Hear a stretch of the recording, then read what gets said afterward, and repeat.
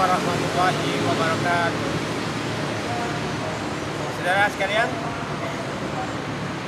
saat ini saya akan bacakan pada Anda naskah saya tentang khutbah Idul Fitri, naskah yang berisi khutbah Idul Fitri.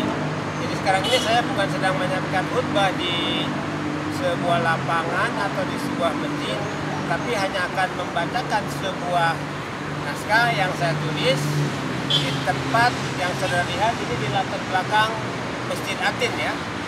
Jadi saya hanya membaca naskah, bukan sedang berkhutbah sungguhan. Walaupun naskah ini berjudul khutbah Idul Fitri. Judul yang sebenarnya adalah khutbah Idul Fitri, dominasi ilmu dalam kehidupan. Saya mulai, saudara. Allahu Akbar, Allahu Akbar, Allahu Akbar, Allahu Akbar, Allahu Akbar, Allahu Akbar, Allahu Akbar, Allahu Akbar. La ilaha illallah, Allahu Akbar, Allahu Akbar, walillahil hamd.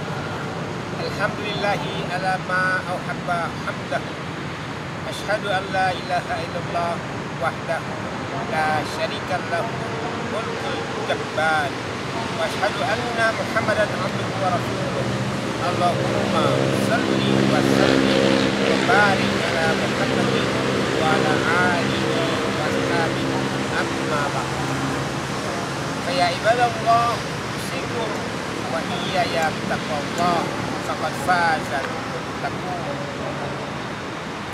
Saudara-saudara sekalian yang berharap menjadi ahlul jannah, penghuni surga, Ibnu Huzaimah dalam salah satu hadis sahihnya mencatat bahwa Salman radhiyallahu anhu menceritakan sebuah khutbah Rasulullah di hari terakhir bulan Sya'ban. Pada hari yang mulia ini, kita hanya akan menggarisbawahi sebagian kecil saja dari pidato beliau itu, yaitu bagian yang mengatakan bahwa Ramadan adalah satu bulan yang 10 hari pertamanya adalah rahmat, 10 hari keduanya adalah maghfirah, dan 10 hari ketiganya atau 9 hari ketiganya adalah idqun minan nar. Dalam kesempatan ini saya ingin membahas serba sedikit tentang pengertian rahmat, maghfirah, dan idqun minan nar tersebut. Saudara sekalian, rahmat sering diartikan pemberian atau anugerah, sering pula diartikan kasih sayang. Sedangkan maghfirah sering diartikan sebagai pengampunan, dan idqun minan nar diartikan sebagai pembebasan dari neraka. Saudara sekalian, terlebih dahulu saya ingin bertanya, dan saya minta Anda menyuarakan jawaban. Apakah Anda yakin bahwa setelah melewati 10 hari pertama Ramadan, Anda mendapat rahmat Allah? Apakah Anda yakin mendapat anugerah Allah? Apakah Anda yakin mendapat kasih sayang Allah? Kemudian setelah melewati 10 hari kedua, apakah Anda yakin mendapatkan ampunan Allah untuk semua dosa yang Anda lakukan? Akhirnya setelah melampaui 10 hari atau 9 hari yang terakhir, apakah Anda yakin sudah dibebaskan Allah dari neraka? Saudara sekalian, saya mendengar sebagian dari Anda mengatakan yakin, sebagian hanya pelan-pelan, sebagian mungkin hanya dalam hati, dan sebagian mungkin tidak mendengar atau tidak memahami kata-kata saya.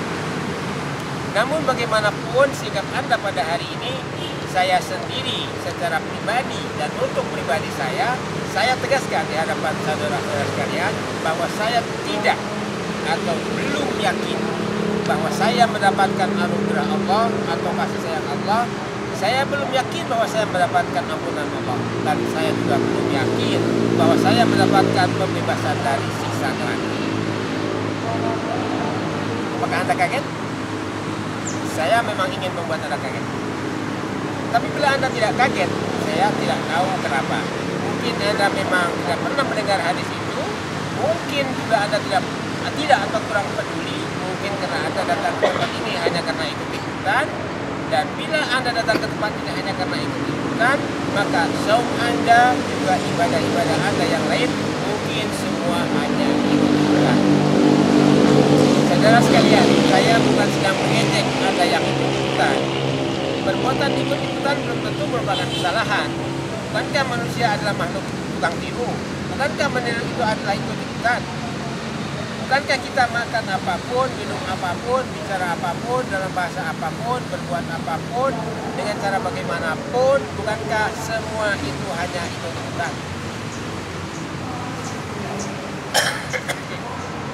Yang menjadi masalah, saya ingin mengajak Anda sekalian untuk memikirkan, yang saya ingin ajak Anda semua untuk memikirkan. Saya ulangi, yang jadi masalah, yang saya ingin mengajak Anda sekalian untuk memikirkannya adalah bahwa apapun yang kita lakukan secara ikut-ikutan itu, secara tiru-tiruan itu, semua berakar pada suatu ilmu.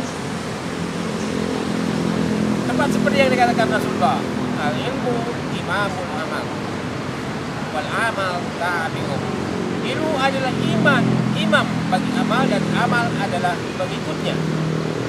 Saya ulangi, ilmu adalah imam bagi amal, dan amal adalah pengikut ilmu.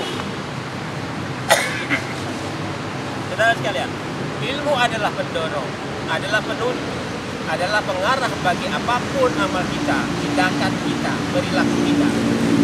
Tidak ada amal apapun, tidak ada tindakan apapun, tidak ada perilaku apapun, tidak ada gerak apapun yang tidak dipengaruhi oleh ilmu.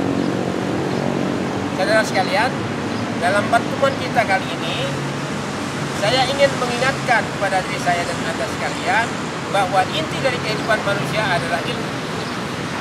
Inti dari kehidupan manusia adalah ilmu. Karena itulah wahyu Allah yang pertama yang disampaikan kepada Nabi Muhammad adalah Iqra bismi rabbikal ladzi khalaq. Khalaqal insana min 'alaq. Iqra wa rabbukal akram. Alladzi 'allama bil qalam. 'Allamal insana ma lam ya'lam. Saya ingin mengajak Anda untuk memperhatikan ayat yang kelima. 'Allamal insana ma lam ya'lam. Dia Allah mengajarkan kepada manusia segala sesuatu yang bila tidak diajarkan olehnya, maka manusia tidak akan mengetahuinya. Saya ulangi saudara, Allah mengajarkan sesuatu kepada manusia yang bila dia tidak mengajarkannya, maka kita tidak akan tahu apa-apa. Perhatikan saudara, ayat ini menegaskan bahwa narasumber segala ilmu adalah Allah. Bila Allah tidak pernah hadir, dan Allah tidak pernah eksis sebagai narasumber ilmu, maka manusia tidak akan tahu apa-apa. Coba saudara perhatikan ayat ini. Wallahu akhrajakum min butuni ummatikum la ta'lamuna syai'an. Wa ja'ala lakumus sam'a wal absara wal afidata la'allakum tashkurun. Sungguh Allah melahirkan kalian dari rahim ibu kalian dalam keadaan tidak tahu sesuatu apapun. Namun seiring dengan kelahiran itu, dia Allah mengadakan alat pendengaran, alat penglihatan, dan alat pemahaman dengan harapan agar kalian semua bersyukur, yaitu memfungsikan semua alat itu secara tepat sesuai petunjuk Allah. Saudara sekalian, bila Anda mengenal komputer dan merupakan pengguna komputer yang aktif, Anda pasti tahu. Maaf. Saya ulangi, bila Anda mengenal komputer dan merupakan pengguna yang aktif, Anda pasti tahu bahwa salah satu unsur dari komputer yang membuat kita bisa melihat segala file komputer melalui monitor adalah seperangkat alat bernama memori. Secara harfiah, memori itu berarti ingatan. Memori komputer hanya bekerja ketika komputer hidup, dan begitu juga halnya dengan ingatan manusia. Ingatan manusia tidak akan bekerja ketika manusia tidur, apalagi bila dia mati. Ingatan manusia hanya bekerja ketika manusia bangun dan sadar diri. Tahukah Anda bagaimana cara kerja memori komputer? Dia mengangkut sedikit demi sedikit file yang hendak kita tampilkan di layar monitor. Karena itu semakin kecil daya angkut memori, semakin lambat file-file ditampilkan. Sebaliknya, semakin besar daya angkutnya, semakin cepat file-file ditampilkan. Tahukah Anda bahwa cara kerja komputer adalah di luar dari cara kerja otak manusia? Tahukah Anda bahwa memori dalam otak manusia itu amat sangat jauh lebih hebat dari memori komputer? Tapi saudara, sehebat apapun otak manusia, bila di dalam otaknya tidak ada ilmu, ia tidak akan bisa mengingat apa-apa. Karena itulah Allah menginformasikan dalam sebuah ayat. Hal ata alal insan hinun minad dakhri lam yakun syai'an madhkura. Bukankah pernah muncul dalam kehidupan manusia sepenggal waktu yang di dalamnya tidak ada sesuatu ilmu apapun yang bisa diingat, yang mengisi ingatannya?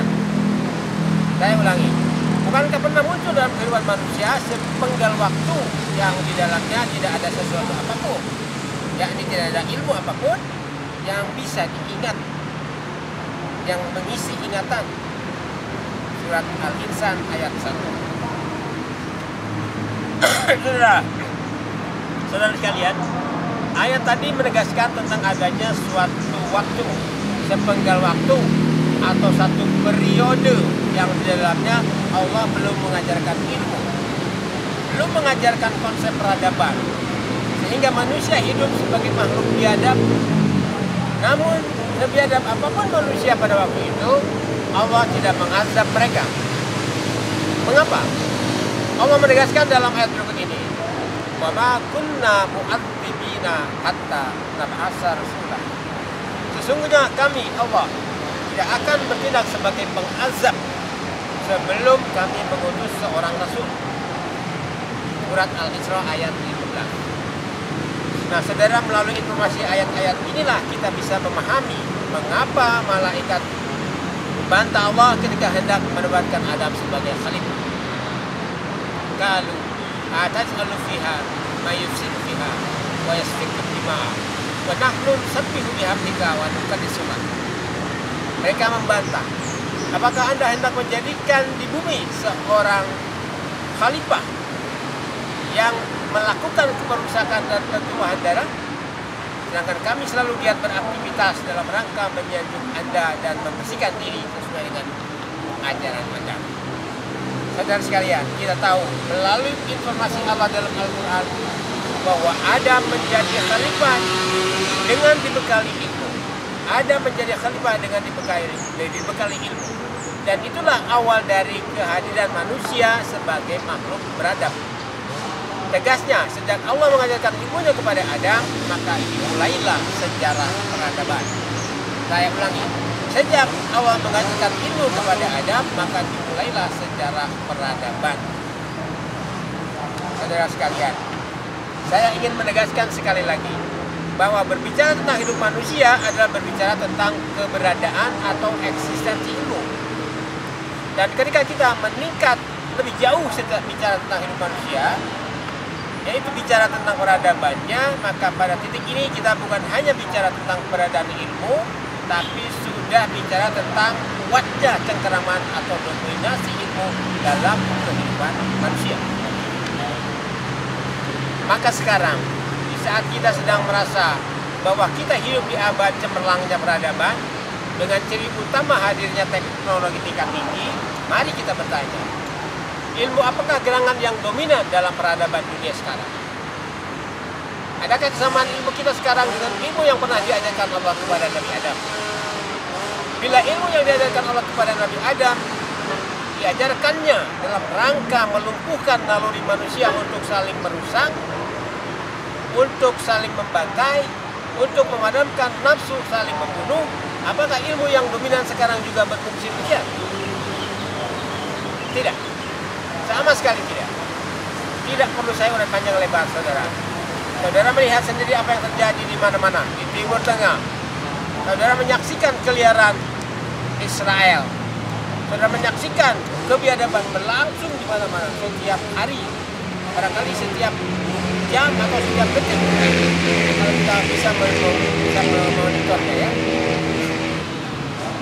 Bahkan pernah terjadi di negeri kita ketika di bulan Ramadan orang sedang melakukan saum, terjadi orang tawuran di mana-mana, ada yang saling bantai, ada yang saling bakar.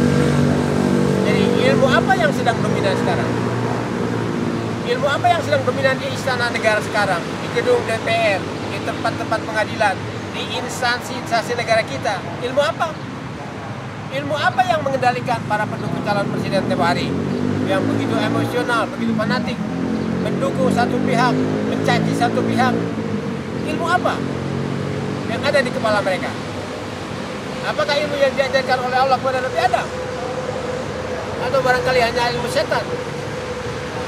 Saudara sekalian, mari kita kembali pada pernyataan Rasulullah bahwa 10 hari pertama dari Ramadan adalah periode rahmat, 10 hari yang kedua adalah periode maghfirah, dan 10 hari yang ketiga adalah pembebasan dari neraka. Sadarkah kita semua bahwa semua yang kita terima dalam kehidupan di dunia ini adalah rahmat Allah? Sadarkah kita bahwa rahmat Allah yang hakiki, yang paling istimewa adalah wahyunya? Sadarkah kita semua sadarkah kita semua bahwa wahyu Allah yang hadir secara utuh di hadapan kita sekarang adalah Al-Quran? Saudara sekalian, apakah Anda yakin bahwa Anda mendapat rahmat bila Anda menolak Al-Quran? Selanjutnya tentang maghfirah, saudara. Bila Anda membuka kamus, Anda akan tahu bahwa kata kerja dari maghfirah adalah ghafara. Ghafara itu bisa berarti menutup dan bisa juga berarti memperbaiki. Bila kita menolak Al-Quran, bisakah kita menutup atau mengakhiri sejarah kebiadaban kita? Bila kita menentang Al-Quran, bisakah kita memperbaiki sisi-sisi kehidupan pribadi dan sosial kita yang rusak seperti sekarang? Tidak bisa. Tidak bisa. Terakhir, saudaraku, tentang istilah neraka yang kita gunakan untuk menerjemahkan kata an-nar secara bahasa adalah kebalikan dari sorga atau jannah. Saya ulangi, neraka atau nar adalah kebalikan dari sorga atau jannah. Tapi bila kita mengacu pada surat Al-Baqarah ayat 201, misalnya potongannya yang berbunyi sebagai berikut, Rabbana atina fid dunya hasanah wa fil akhirati hasanah wa qina adzabannar. Secara harfiah hasanah berarti kebaikan. Di dalam ayat tadi kata hasanah disebut 2 kali. Dalam kaitan dengan kebudayaan atau peradaban, saudara, hasanah adalah kehidupan yang baik. Dalam arti kebudayaan yang baik atau peradaban yang baik. Saya ulangi, dalam konteks peradaban, istilah hasanah adalah berarti kehidupan yang baik. Dalam arti kebudayaan yang baik atau peradaban yang baik. Kebudayaan atau peradaban yang baik hanya bisa dihasilkan oleh ilmu yang baik, oleh ajaran yang baik. Saya ulangi, kebudayaan atau peradaban yang baik hanya bisa dihasilkan oleh ilmu yang baik, oleh ajaran yang baik. Bagi kita yang hari ini berkumpul di sini merayakan hari yang disebut hari kemenangan, adakah ilmu yang baik selain dari ilmu Allah? Adakah ajaran yang baik selain dari ajaran Allah? Ada tidak? Tidak ada. Sebagai penutup, saudara, bila hasanah berarti kehidupan yang baik, dalam arti kebudayaan yang baik atau peradaban yang baik, maka sebaliknya an-nar adalah kehidupan neraka alias kehidupan yang buruk baik di dunia maupun di akhirat. Bila mau ditegaskan lebih jauh, neraka di dunia misalnya, maka yang dimaksud adalah masalah-masalah sosial secara umum. Saya ulangi, bila mau ditegaskan yang dimaksud dengan neraka dunia pada hakikatnya adalah masalah-masalah sosial secara umum yang membebani kehidupan kita setiap hari di segala bidang, termasuk bidang politik, bidang hukum, bidang ekonomi, dan lain-lain. Di antaranya yang paling terasa oleh masyarakat luas, khususnya rakyat jelata, adalah masalah ekonomi, yaitu masalah sandang, pangan, papan. Anehnya, saudara, masalah-masalah ini semakin berat dan mencekik rakyat jelata justru pada saat mereka menghadapi Idul Fitri. Jadi, apakah Anda yakin bahwa Anda sudah mempunyai jaminan untuk bebas dari azab neraka? Saya tidak yakin. Karena kenyataannya kita masih belum bisa bebas dari masalah-masalah sosial tersebut. Saudara sekalian, hanya Allah dengan Al-Qur'annya yang memberikan jaminan kebebasan itu. Tapi bila kita tidak sudi, tidak kunjung peduli terhadapnya, maka neraka itu akan terus berjalan, akan terus berjalin berkelindan dengan setiap gerak kehidupan kita di bumi ini. Dan akhirnya mungkin kemungkinan besar neraka akhirat pun akan menunggu kita. Jadi sekarang terserah Anda, terserah kita, mau hidup dengan ajaran Allah atau tidak. Man syaa fal yu'min wa man syaa fal yakfur. Siapa yang mau beriman silakan beriman, siapa yang mau kafir silakan kafir.